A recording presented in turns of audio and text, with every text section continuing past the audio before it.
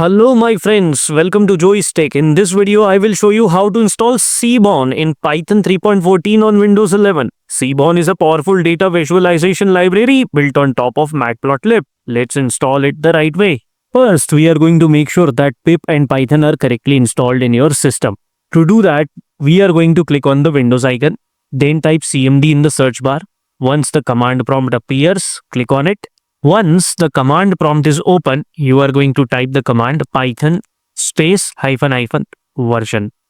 Hit enter and then you are going to type the command pip space hyphen hyphen version. Hit enter again.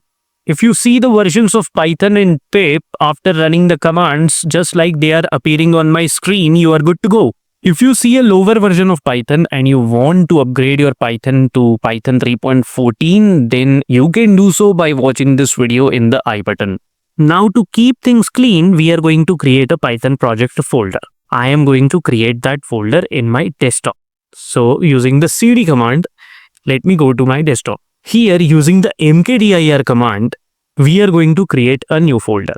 Let's call it Seaborn_project. Hit enter.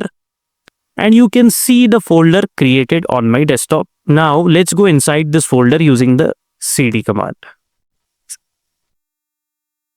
Now we will install Seaborn inside a virtual environment so it doesn't conflict with other projects. To do that, we'll have to create a virtual environment. So the command to create a virtual environment is very simple.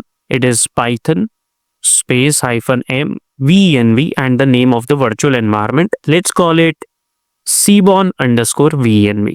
Hit enter. If this command doesn't throw any error, that means virtual environment is successfully created. Alright, no error. Let's run the dir command to check if virtual environment is created. There you go. You see Seaborn_venv has been created. Now we are going to activate this virtual environment. The command is again simple. It will be cpon \script starts with capital S / activate. Hit enter. Oh, I made a small mistake. I didn't write Seaborn_venv. My bad. There you go. The virtual environment is now active.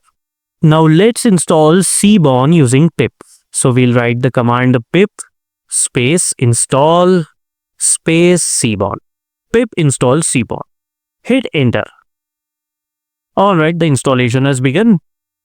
Seaborn will automatically install NumPy, Pandas and Matplotlib if they are not already installed. So we just created a new virtual environment. That means they will also be installed while installing Seaborn.